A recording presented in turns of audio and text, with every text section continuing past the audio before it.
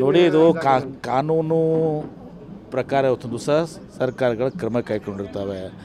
ಇವತ್ತು ಅದು ಯಾವುದು ಬೋರ್ಡು, ಅದು ಪರಿಸರ ಮಾನ್ ಬೋರ್ಡು, ಅದಕ್ಕೇನು ಅಧ್ಯಕ್ಷರು ಇವತ್ತು ದಿವಸ ಕಾಂಗ್ರೆಸ್ನವರು ಇಲ್ಲ, ಅಲ್ಲಿ ಬಿ ಜೆ ಪಿಯವ್ರ ಅವಧಿಯಲ್ಲೇ ಆಗಿದಂಥ ಅಧ್ಯಕ್ಷದರಲ್ಲಿ.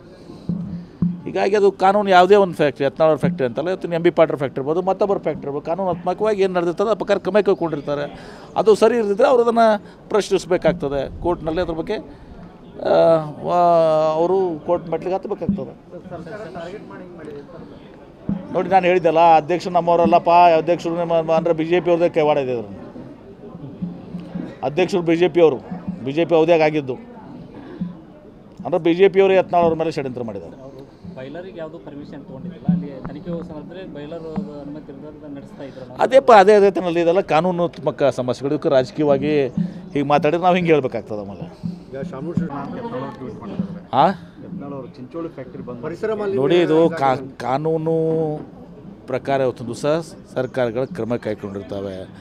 ಇವತ್ತು ಅದು ಯಾವುದು ಬೋರ್ಡು, ಅದು ಪರಿಸರ ಮಾನ್ ಬೋರ್ಡು, ಅದಕ್ಕೇನು ಅಧ್ಯಕ್ಷರು ಇವತ್ತು ದಿವಸ ಕಾಂಗ್ರೆಸ್ನವರು ಇಲ್ಲ, ಅಲ್ಲಿ ಬಿ ಜೆ ಪಿಯವ್ರ ಅವಧಿಯಲ್ಲೇ ಆಗಿದಂಥ ಅಧ್ಯಕ್ಷದರಲ್ಲಿ.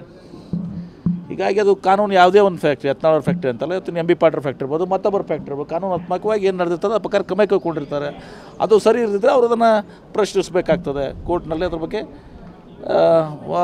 ಅವರು ಕೋರ್ಟ್ ಮೆಟ್ಲಿಗೆ ಹತ್ತಬೇಕಾಗ್ತದೆ. ನೋಡಿ, ನಾನು ಹೇಳಿದ್ದೆಲ್ಲ, ಅಧ್ಯಕ್ಷರು ನಮ್ಮವರಲ್ಲಪ್ಪ, ಅಧ್ಯಕ್ಷರು ಅಂದರೆ ಬಿ ಜೆ ಪಿ ಅವ್ರದ್ದೇ ಕೈವಾಡ ಇದೆ. ಅಧ್ಯಕ್ಷರು ಬಿ ಜೆ ಪಿ ಅವಧಿಯಾಗ ಆಗಿದ್ದು ಅಂದರೆ ಬಿ ಜೆ ಪಿಯವರು ಯತ್ನಾಳ್ ಅವ್ರ ಮೇಲೆ ಷಡ್ಯಂತ್ರ ಮಾಡಿದ್ದಾರೆ.